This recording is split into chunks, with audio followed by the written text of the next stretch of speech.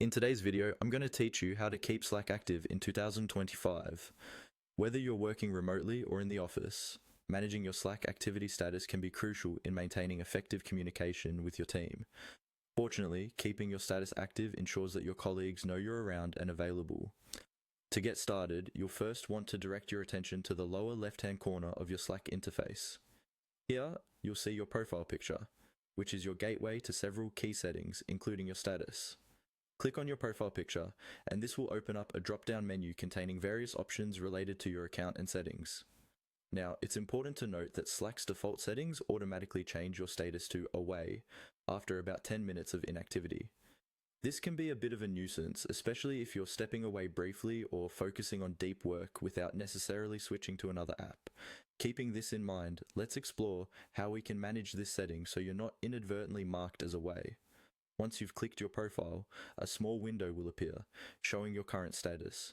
If you've been inactive for just over 10 minutes, you might notice that the status indicator has turned to show you're away. Don't worry, this is perfectly normal and not permanent. The next step is to click on your profile once more within that window.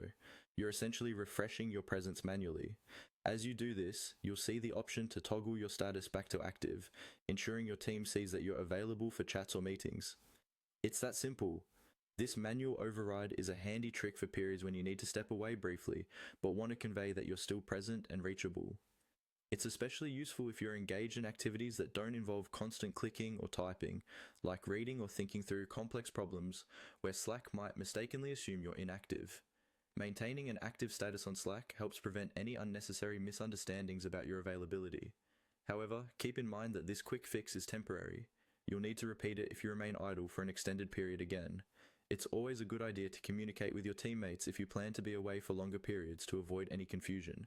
This process is straightforward but impactful, promoting smoother communication and collaboration within your teams. Feel free to explore other Slack settings if you're curious about additional ways you can customize your workspace experience.